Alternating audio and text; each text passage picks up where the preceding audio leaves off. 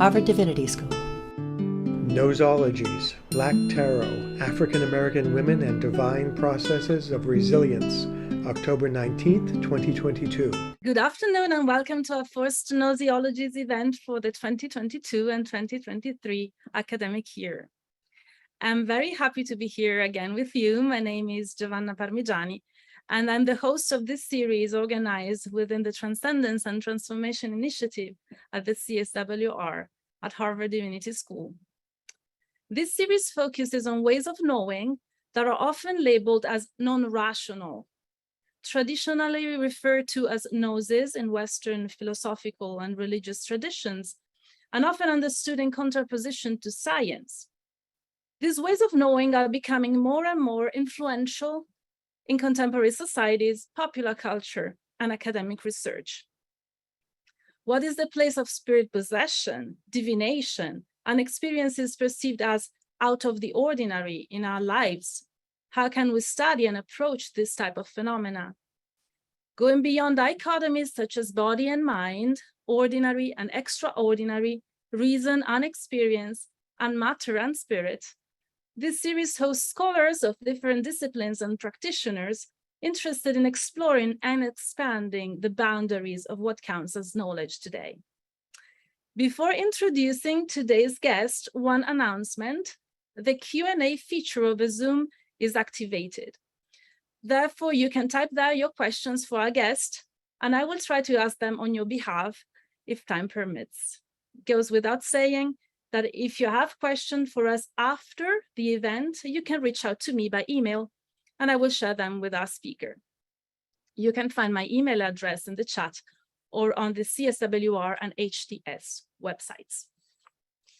So it is with immense pleasure that I introduce today's guest, Marcelitte Failla. Marcelitte is a Black and biracial educator and scholar of African heritage religions. Through a Black feminist lens, her work explores how religions such as Yoruba Ifá, Haitian Vodou, and North American Hoodoo are used for collective healing and social justice. As a practitioner of both Ifá and Hoodoo and a self-identified Black witch, Failla often holds ceremonial space in academic and community settings. Failla is a PhD candidate at Emory University, and thank you very much for being here with us today, Marcelitte. And thank you also for your work, because I think that besides being amazing, is really very much needed. Thank you. Thank you for that wonderful introduction. Thank you so much for having me. It is truly a joy and honor to be here. Thank you very, very much. So I first met you, Marcelitte, through your published work, I have to say. In particular, I encountered the 2021 articles, Black Tarot, African American Women and Divine Processes of Resilience, and Black Femmes, Black Gods, Magic as Justice, and the 2022 article, Assembling an Africana Religious Orientation, the Black Witch, Digital Media, and Imagining a Black World of Being. So as both a tarot reader myself and a scholar of magic and politics, I was so happy to have found you and your research. So maybe let's start from here. Do you want to tell us a bit how you encountered your topic of research, or maybe how it encountered you, so to speak? Yeah, thank you. Yeah, it's been lovely to chat with you. So my topic of research in terms of tarot, or just in general? Well, in terms of tarot and of Black Witch. Black Witches, yeah. Yeah, I encountered, let's see, I'm a practitioner. So like I said, I'm a practitioner of Hoodoo and Ifá. I grew up in so I guess I usually like to start with lineages. My mom's side is African-American, from my people from Louisiana. And then on my dad's side, they're Sicilian. And my mom is a practitioner of eclectic spiritual practices. She does Kemetic. She works with the Egyptian gods, and then she also makes offerings to Orisha. So I grew up in it. But I came into this research mostly because I was looking for community and other people who were practicing similar traditions. And I'm also, as a scholar of African heritage religions, it was a good fit. Fantastic. I think I read in one of your articles that your mom gifted you a tarot deck when you were very young, isn't it? Yes, she did. She gave me a tarot deck when I was 10. And so I was raised in rural Oregon, and didn't have very many friends, rural KKK America. I didn't have very many friends. And so I had a birthday party, and my mom invited a few kids came, and then she started reading people's cards. And I think it kind of scared evangelical America. But after that, I started to realize, even though I was embarrassed at the time, I started to realize how important tarot is and how useful it is. And I use it to navigate all kinds of issues in my life now. Yeah, that was the other question. I was thinking, what is the significance of tarot to you, and both personally as an object of research? And what did you find among the interlocutors you interviewed and you spent time with? Mm-hmm. Yeah, tarot. So, I mean, it's such an important process of connecting to oneself and connecting to the deities or connecting to your ancestors. So the article is about Black Tarot is about how African American women connect to use tarot for resilience. And I pause a bit with that word because it can often mean it can often imply the characteristic of like the strong Black woman, and like we're always nothing ever harms us, right? And that's denied resources for many people, but a temporary state of being, a temporary moment of overcoming and moving through something, right? So it's about how tarot helps with that process. And I also look at how tarot is being constructed as an Africana religious cultural object, right? So tarot originates in, I think it's kind of unclear exactly where it comes from, but it's been linked to Italy, to Milan in the 15th century. So a traditionally European derived deck, right? Or tool, spiritual tool. And so the article looks at how it's turned into a Africana religious tool by connecting to the ancestors, by placing brown faces where there once were white ones, right? There are many amazing decks like Black Power Tarot, Dust to Onyx by Courtney Alexander is an incredible deck. And then Tayana Lee McQuiller's deck, the Hoodoo Tarot, which I have right here, is really a phenomenal deck. But so they're using it. So so Black Tarot is, using the tarot to connect to the ancestors, or to connect to kind of an Africana religious worldview. And ancestor veneration is something that's prominent across different African heritage religions. So in Haitian Vodou and Ifá, it's a very prominent practice. And so I wanted to also share that in the article, there's someone that I interview named Alicia, who talked about tarot being an important tool for her to navigate her relationship with her deceased mother, and also as a healing tool in conjunction with therapy.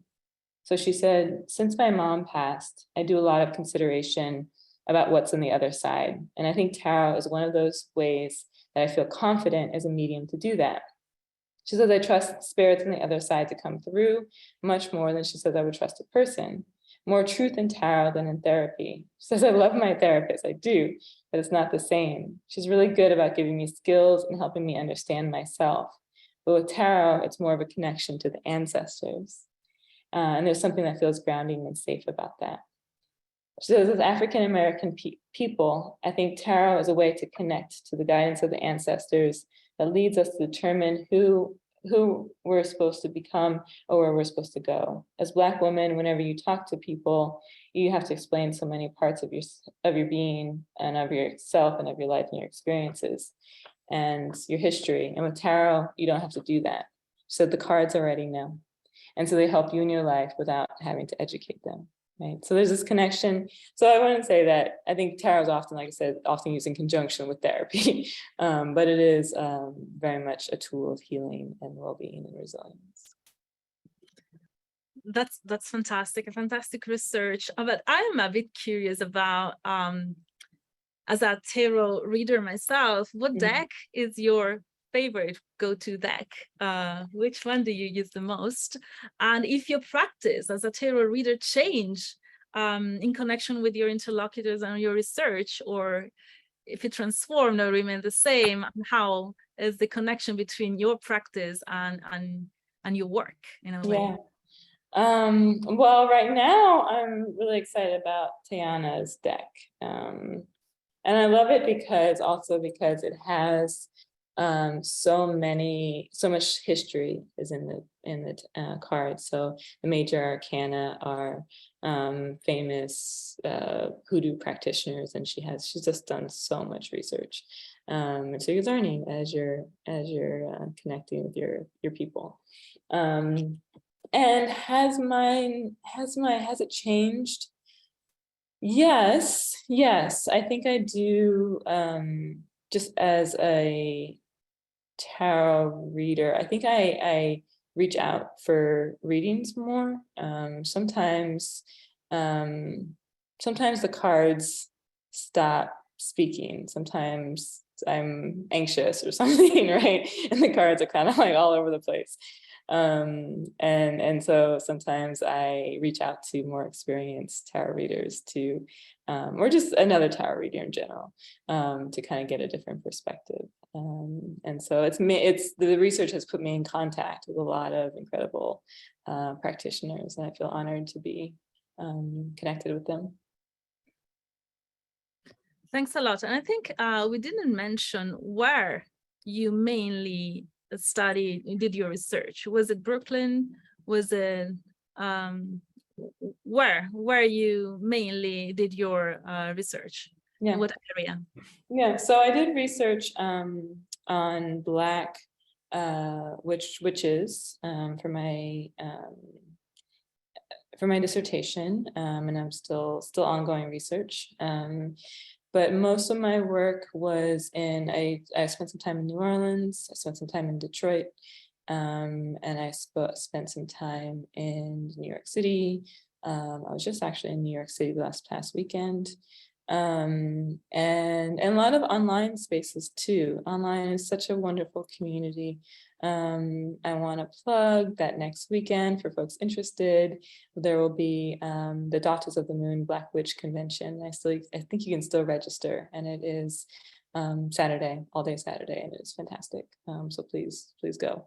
But yeah, so I spoke with practitioners who are leading Black witch discourse through their publications of books, through conferences like Daughters of the Moon, Black Witch Convention, or Detroit Hoodoo Festival, and those who have shops such as the Motown Witches shop in Detroit, Michigan. And so, for instance, I spoke with Iyalosha Oshunyami Akalatunde, who is a phenomenal Black witch. She is initiate to Ifá. I believe Oshun is her deity. Oshun. And she has a YouTube channel where she encourages mostly Black women and femmes to love themselves and find and take their power through an understanding of Africana religious tradition. So for instance, she uses the Age to talk about power, the Iami Age to talk about internal power. So just some phenomenal people doing fantastic work. Another great Black witch is Daisy October Latifa, who has a Blitch fund, where she donates money to Black women in need and employs bone divination to decide on the fund's recipients. So just kind of calling in their work and exploring what is kind of the broader political religious orientations that are developing out of their work. Thank you. So I'm very curious about a number of things here, but first off, I would like to ask you whether you can give us a link to the events on Saturday and to the web pages of the Black witches you mentioned. Maybe not now because we are talking, but after the event, I can share with the audience. Sure. Anish asked, what is the YouTube name for the Ifa priestess you were just speaking of? Can you repeat the name? It's gottobeoshun.org. Her name, got to be Oshun. I think this is it. I think we can maybe share. I'll send it. I will try to find a way to reach all of you and share all the links to the shout outs that we are making today, which are important ones. But if you can repeat the name of the event for Saturday, I think that would be helpful. Can you repeat, please? It's Daughters, DAWTAS, Daughters of the Moon. Okay. And it's daughtersofthemoon.com, I believe is the website. Thank you very much. So there are a number of things I'm very interested about you and your research. So one of the things that one of the direction I would like this conversation to go towards is your role as a scholar practitioner. And I'm asking you this because I have lots of students at HDS who are very interested in positionalities like, they're different from traditional academic ones in the study of religion. And as an ethnographer when native myself, I am sometimes a scholar of some of the things that I practice, not all the time. But I wanted to ask your take on it because you are very, very clear in presenting yourself as a scholar practitioner. So I'm very curious about your take on this. Yeah, I think it's so important, especially in Africana religions, African heritage religions. Being a practitioner, like I said, is what got me into the work. It's what makes me invested in the work beyond my career. It is, it's why I do this work. And I think that it really helped me know the traditions more. So, right, like I was reading a lot of books when I first started my coursework, and even before that. And even as a solo practitioner, and honoring the Orisha, I don't think I really understood Ifá until I joined an Ile. And started dancing to songs for Shango, and started started making offerings, and doing all of the work that's involved, right? It's a lot of work. So then I really started to understand the materiality of the religions themselves, right? And it's really hard to get that in books. And I think a lot of scholars are practitioners, especially in these traditions. I'd say my guess would be most, right? I think some people who are openly out about being practitioners are Omoseke Natasha Tinsley, who practices Ifá, Jackie Alexander, who practices Ifá as well, and the late Karen McCarthy Brown, of course, who practiced Vodou and initiated, and of course Dorina Hurston, who talks about being initiated into Hoodoo many times, right? So I mean, it's just there's so many, and that's just a short list. But I think that it's an important part of how, especially for ethnographers, in how you build connections with people and build trust and stay in it for the long haul, right? Because often ethnography is a long process, and so that kind of practitioner-scholar relationship helps you stay in it, you know.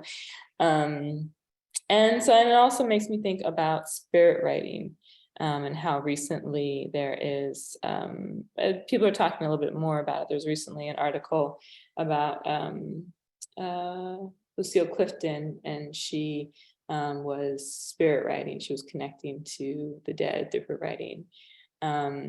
And she was connecting to, I believe her deceased mother, and then also this group of people who she calls the ones who were there to kind of help her realize that humanity, we need to support each other as a species. But so what spirit writing, how I see spirit writing is I see it as a version of what Sadie Hartman calls critical fabulation, right? So a filling in of the archives with storytelling and with critical theory, because sometimes it's missing, right?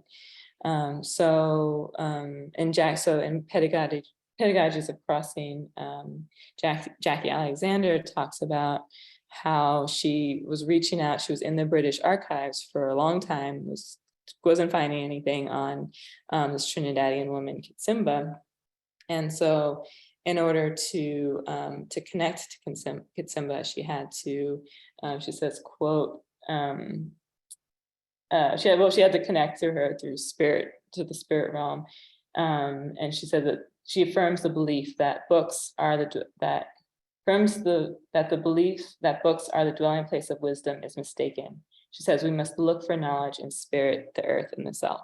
Right. So sometimes when the archives don't have it, we need to supplement with more information.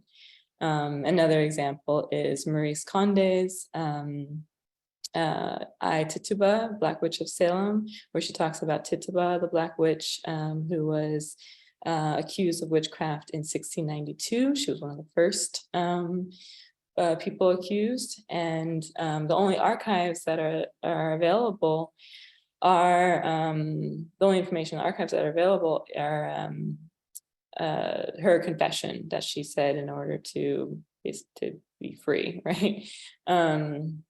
And so in order to connect to her, Maurice Conde connected to her spirit and imagines that she is a practitioner of African-derived and African heritage religions,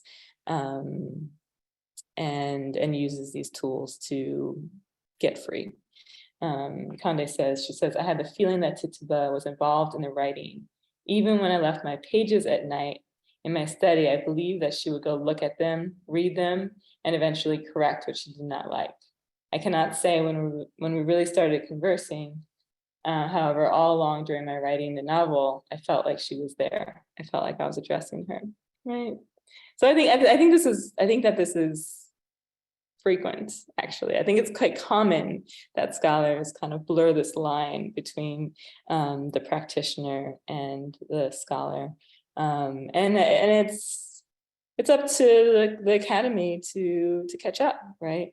How are we kind of, navigating this line of the sacred and the secular in ways that are actually true for what's happening on the grounds, versus kind of the other ways that the kind of text-based ideas that we tend to stick to. Did you find some limitations or difficulties within the academic setting in inhabiting this space as a scholar practitioner? Limitations within the academy?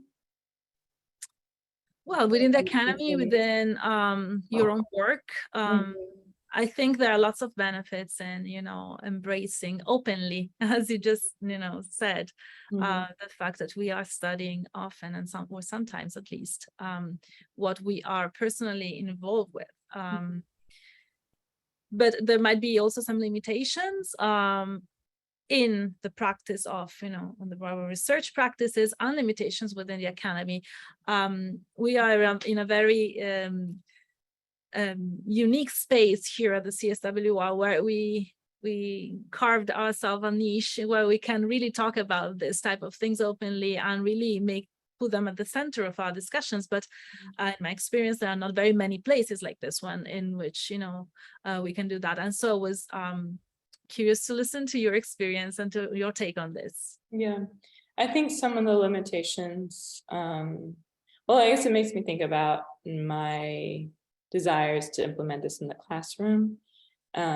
So I've been experimenting with ritual in the classroom for a few years now. I've done it in some college classes. I've done it in some conference at the NWSA and some community settings, and have been working on doing rituals like manifestation. If we're talking about hoodoo, how can we do maybe something like a petition, right? Or if we're talking about dreams in the Congo, can we talk about our own dreams, or can we talk about how dreams have been sites of knowledge for African Americans for a very long time, and that has African roots to those kinds of ways of knowing. And so I think some of the limitations, let's see. I think some of the limitations are, you don't want to, rigor, right? Making sure that students are, that there's some way to evaluate rigor in the classroom. And two, making sure that we're not kind of imposing certain beliefs on our students, right? And making sure that people feel comfortable with these practices, and that their own religious traditions don't necessarily conflict.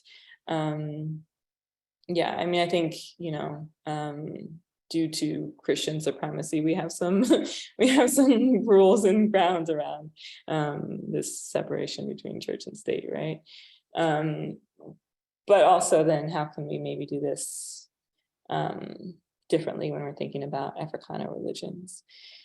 So that's a little bit of a challenge. I think in my experience, though, it hasn't really been a problem. Students have been very receptive and have enjoyed it, actually.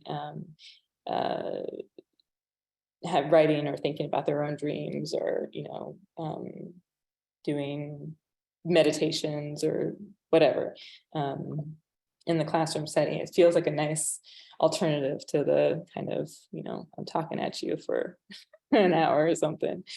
Yeah, I think.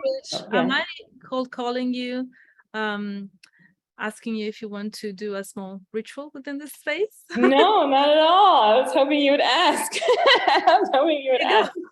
So if you audience are okay with that, we would like to do some. Marcelitte, you want to explain what you want to do? Yes. Okay, good. So this is based on the fantastic hoodoo reader, Black hoodoo reader, Tatiana Taro. Follow her on Instagram. I'll send you her stuff. But I wanted to do like a mini reading with you all. And okay, let me ground a little bit. Sorry, just to give a bit of context, I think this is one of the things that you might do in the academic space that you just talked about, right? And so I think this is a great place to experiment with other ways to be academic and use the academic space. So let's try it out. Great. Okay. So I just ask you all to ground a little bit. Put your feet on the ground. Take a deep breath in. And deep breath out. Breathe out. Breathe in one more time. And breathe out. One more time. And out. Okay. So I want you to just think about something that is on your mind right now. That is just overwhelming. A question that you have for your ancestors, a question that you have for your people, a question that you just need some guidance on for the rest of this week. It can be anything. It can be about your love life, it can be about your money, it can be about your job. But just think about what do you need to know around this particular issue? What would propel you forward? What would move you forward?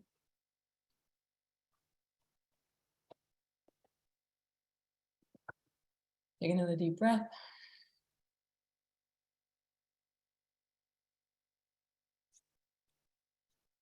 And just sit.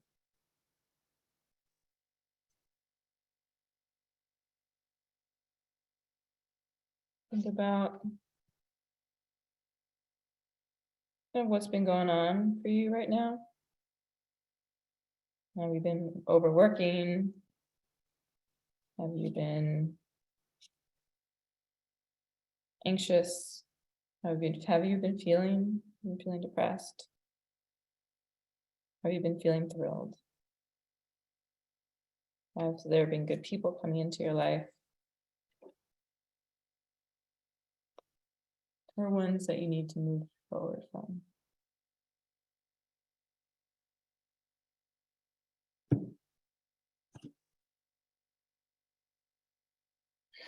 Think about that.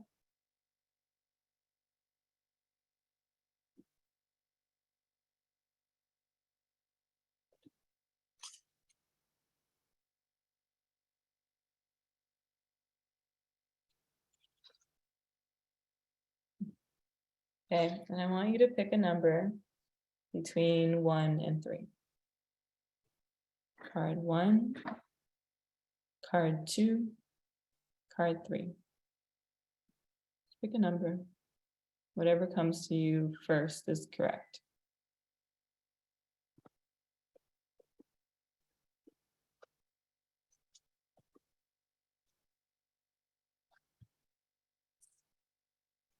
So card 1, this is from the Hoodoo Tarot, the 10 of Coins.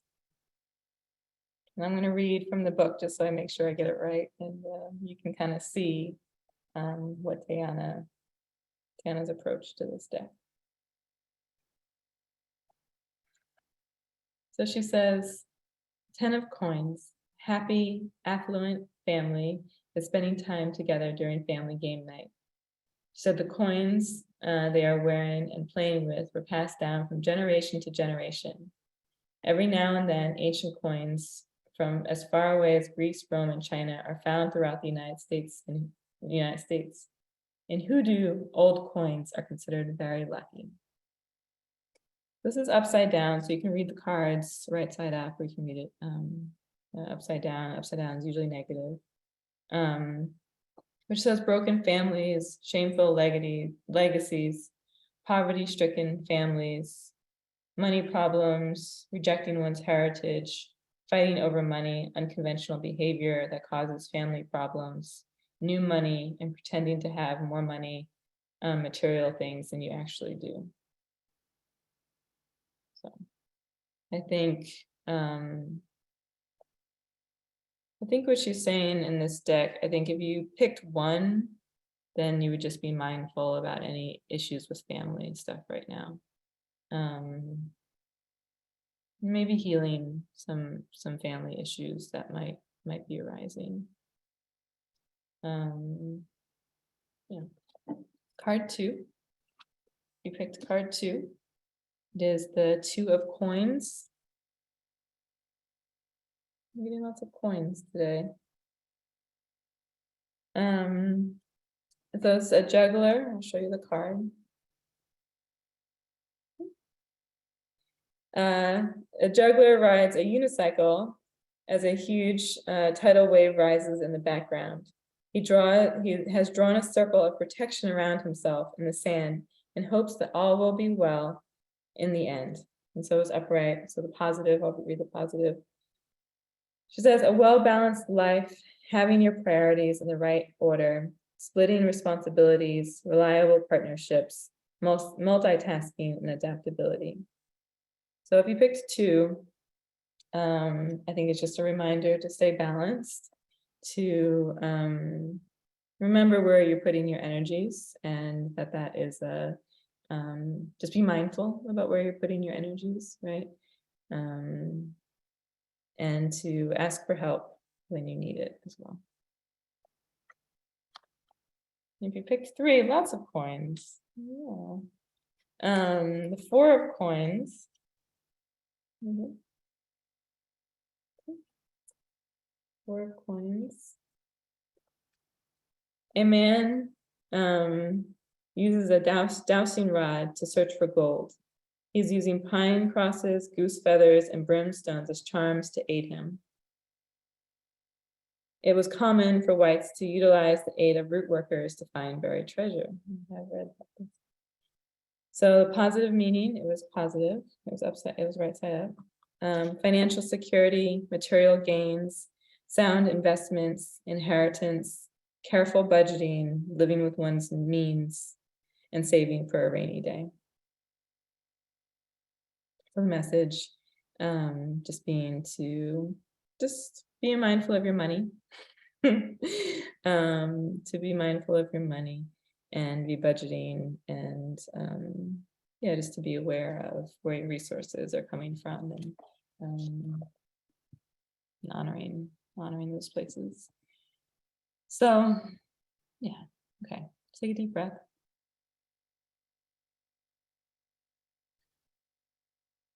And just let those messages stick with you for a moment.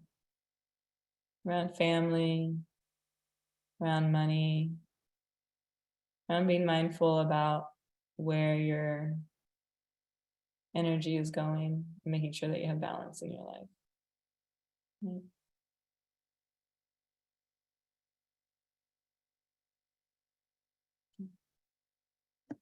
Yeah, that's the Voodoo Tarot. That's Tiana Lee McQuiller's deck. And as you can see, it's Black Tarot, right? But I think that tarot is just such an important way to direct the decisions that we make.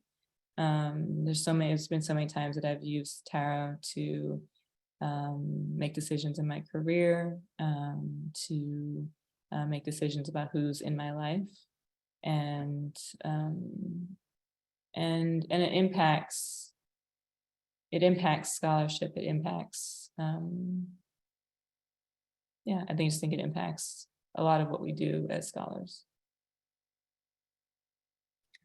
Thanks a lot, Marcelitte. I think was very generous of you offering us this ritual moment. And I encourage the audience, if you want to share with us some of your thoughts, feelings, emotions around this little ritual, you're very welcome to do that. I think it's great to recognize that we as academics, as scholars, as human beings arrive in this space with our own baggage of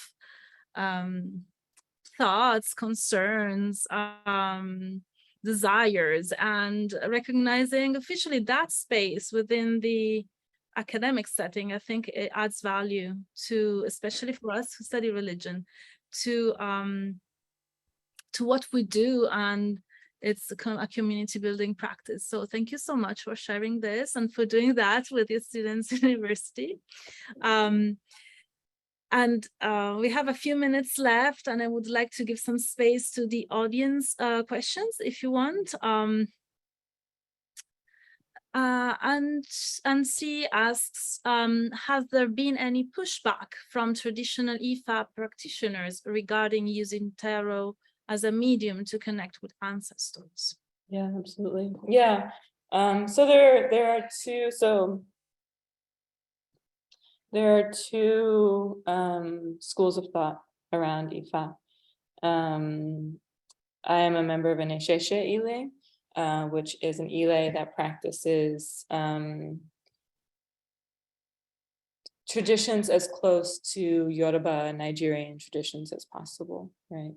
And so for them, they believe that you should pretty much exclusively practice Ifá, and that other traditions, as you're practicing other traditions, that can kind of interfere with your connection to the Odisha.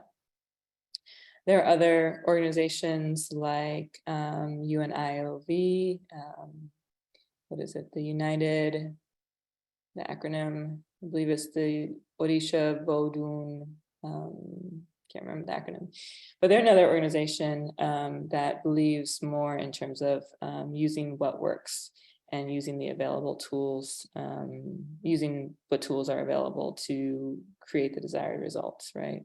And so for them, they will practice Vodou, they will practice Hoodoo, tarot is very common, right?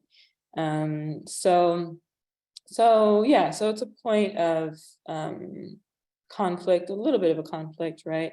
Between some Ifá temples. It kind of just depends on the people. But what I wanted to say about tarot, what I really love about tarot, is I do love its accessibility. And I think that Hoodoo, going back to Hoodoo, I think Hoodoo is a tradition that was created in order to meet the needs of practitioners during slavery, right? And so it was a means of using whatever was available to help people be okay. So, and I see tarot as kind of the same way. Like sometimes the traditions, like Ifá traditions, might be closed, and you have to find a mentor, and it might be more difficult. But there's beauty in kind of just having something that you can buy at a regular store. And I was going to say a hot topic, but and buy at a regular store and connect to your people and connect to the dead in the ways that feel good for you. So yeah, so to come back to that question, I think it's just a matter of Eli. Thanks a lot. So Samantha asks, what are your thoughts about practicing tarot, as it's said to be a close practice from Romanian women, but I'm sure if this is the fact. I have not heard this before, but I wanted to hear your take. Mm-hmm. I don't know about tarot for Romanian women. And I have never heard of it being a closed practice. Yeah, so I'm not really sure. For what I know, if I can chime in, tarot go back to Italy, Renaissance Italy, so the northern part of Italy has been spread since. This is new information to me, so thank you for bringing it out. I wanted to mention because I think Samantha, thanks. I think it was worth it, but this is new to me, so I don't know. A question about reverse cards. So Terry asks, I've read that there are some schools of thought, like mine actually, that do not use the negative side of cards. Yeah. Whether face up or down doesn't matter, all are read on the positive side. What do you think about this? Yeah, I think that's true. I mean, I read it that way because because Tiana has such distinct meaning for each card. But I was actually, the way that I was taught was to read them all right side up for the positive meaning. I also have a deck that is circular, and so if the energy is going in one way, if there's like a rod in the middle, if it's going in one way, then it's negative, and if it's going back up, it's in a clockwise motion, then it's a positive, right? So I've seen that as well. But yes, I have seen and I have read as just reading cards upright. Yeah, I think that most cards have all the meaning in itself. And I often read reverse cards as advice rather than personally, rather than a positive positive negative is not binarism that I like. And I want to add that Ansi says the origin, it has been told, was in Egypt. Yes, I read about this version too. Yeah, I just wanted to mention this. Sheila says, what do you think of the philosophy of resisting using reversal in reading and instead accounting for the spectrum of energy indicated by the card versus the binary approach of positives versus negative? And do you connect with mermaid culture as a spiritual gateway? Mermaid culture, I'll take that question first. Yeah, mermaid culture. I think when I think of mermaids, I think of Mami Wata. I think of a collection of spirits from West Africa. I think of Yemoja, the Orisha of the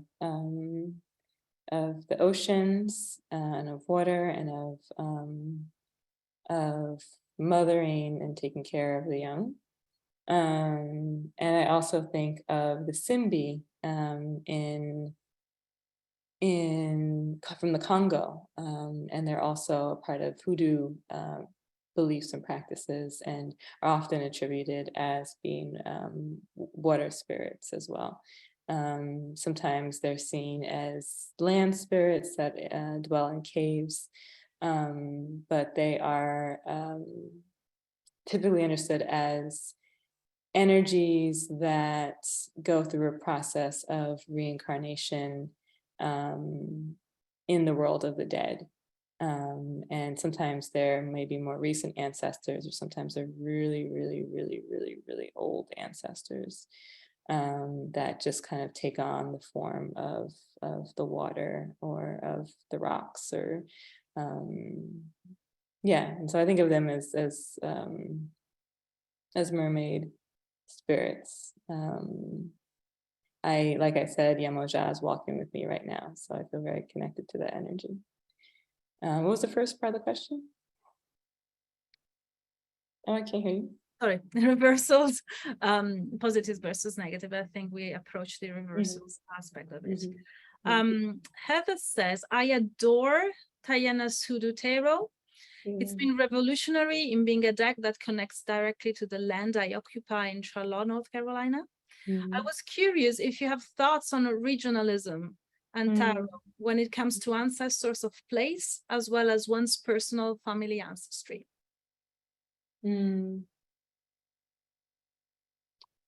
Regionalism. In terms of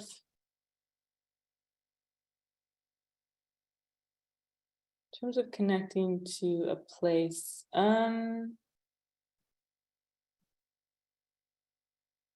I don't, in terms of,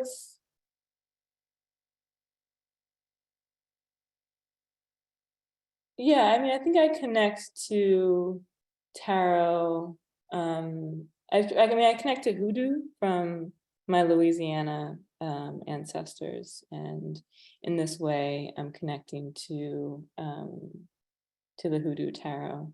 I like how Tayana integrates a lot of the Native American Indigenous Hoodoo practitioners and practices, and she, at least in speaking, is clear about where people are coming from.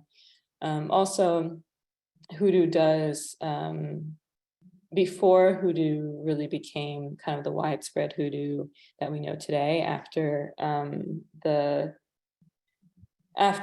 the Great Migration, Black folks moving north. That's when you kind of see it become more of like a collective practice with more established rituals.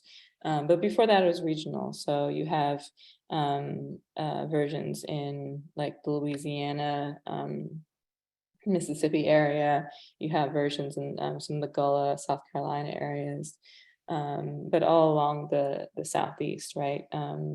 Hoodoo was developing based on these particular regions, and also based on the enslaved African folks that were there, right? And the languages and the customs and practices, and then also the pharmacopoeia. So what do people have access to in terms of the herbs to heal or harm or poison or whatever. So yeah, and now kind of as we have like a more of a mass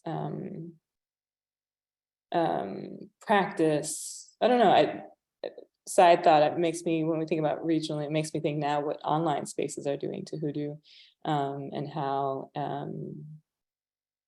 it might be changing some of the beliefs and practices based on shared, no longer being regional, but kind of, you know, having different practices in different parts of the country, and creating even more of a cohesiveness around hoodoo's practice. Thanks a lot. So Tegan asks, as white witches and neo-pagan people work to deconstruct and decolonize their practices, what are your thoughts on white people working with the Orishas? What are my thoughts on white people working with the Orishas?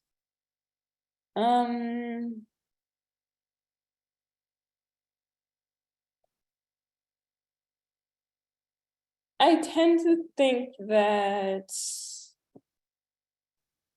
African heritage religions, because they can be so ancestral, even in Orisha traditions, there's a lot of the first entities, deities, spirits that people say to go to is the Egun, is the ancestors, the Egungun. And there is a connection, there's a cultural connection to African ancestry even there. So I do think that these Africana religious traditions, at least on the, are more reserved for people of African descent. I know that there are many European practitioners, but I think that more and more, there's also a political kind of orientation to these traditions too, that, and this is kind of what I wanted to say about like a religio-political identity, because, you know, some people will say, for hoodoo, for instance, the ancestors that help produce the desired results that happen in hoodoo are of African descent, right? So like Hyde John the Conqueror is from Africa, or they're enslaved Africans. And so the way that a lot of my interlocutors spoke about it is that those ancestors are doing the work for their African descendants, right? So in this way, it's kind of an element of the Black separatism that we saw in the 1960s with groups like the Nation of Islam, right? There's still some kind of like understandings of Black totality. Thanks a lot. Since we started a little bit late, I think, and there are very many questions for you, Marcelitte, I think we have time for another couple of one with maybe shorter answers if you want. I'm long-winded. No, they require lots of, contextualizations on, but maybe if you feel we can do shorter answers, I can ask you more questions. That's it. One of it is, have you done any study on the experiences of African Americans whose familial past has completely been cut off from African and Black practices? What might that journey of return look like? And this is Brenda. Oh, I love that question. That's so many of us, right? I think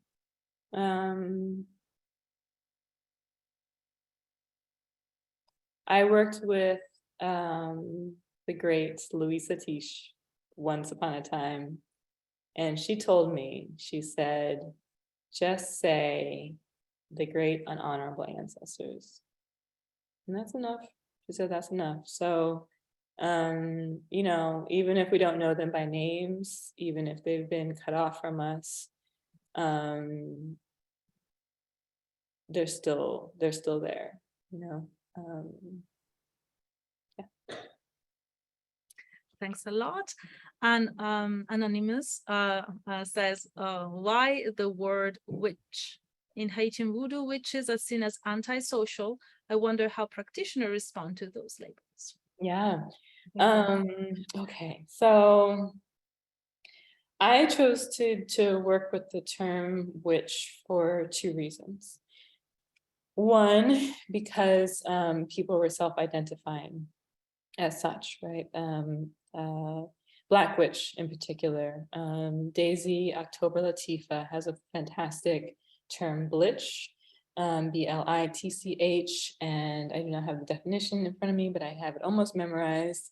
She says it's a conjurer, root worker, hoodoo, saint working with African and African diasporic practices to heal and fortify themselves, their children, their elders, and the next generation of children to be. Yes, I memorized that. It's a wonderful term because it speaks to the Africana religious orientation, but it also speaks to healing and taking care of one another, right? So I love that. And then also, I also chose to move forward with it because I really wanted to focus on a sense of self, right? A sense of self that is innate, a sense of self that has where one has powers such as speaking with the dead or healing through energy transfer, or manifesting one's desired results, right? And those kinds of abilities exist outside of structures of religion. Religion I see as more as the structures, the rituals, the protocols that help harness someone's innate abilities. Yeah, so I think there's so much power in this reclaiming that's been happening. It's a feminist reclaiming, it's a Black feminist reclaiming, and it's I think Soraya Jean-Louis, who is a artist in New Orleans, she said, and I think I have this quote memorized, she said, just saying the words Black witch, she says, it's like saying, get thee back, patriarchal capitalist demon, get thee back. Right? So she's saying, that these two terms are very much in opposition to white supremacist capitalist patriarchy. And so, yeah, we are going to define ourselves as such. So wonderful conclusion here. I think it's time to wrap up. Sadly, I wish this went on for a longer time. Thank you, Marcelitte, for your participation and wonderful conversation. And thank you all for having been with us and for the wonderful question. And by the way, if you want to write them to me after this event, I will make sure to forward them to Marcelitte. Please stay tuned on the activities of the CSWR, the Transcendence and Transformation Initiative, and of Gnoseologies. You can find all this information on the CSWR website that you can find in the chat box, including the registration link for our next Gnoseologies event that will be on November 2nd. I will have a conversation with Professor Cristiana Giordano UC Davis and Professor Greg Pirotti, University of Arizona, on affect theater and collaborative meaning making, where we will discuss my guest's innovative methodology, affect theater, and how it can transform academic research. They will talk about the role of affects, emotions, and collaborative practice in academic and non-academic processes of meaning making. Thank you all for having been with us, and I wish you all a great rest of your day. Bye-bye. Thank you. Bye. Thanks. Sponsor, Center for the Study of World Religions. Copyright 2022, the President and Fellows of Harvard College.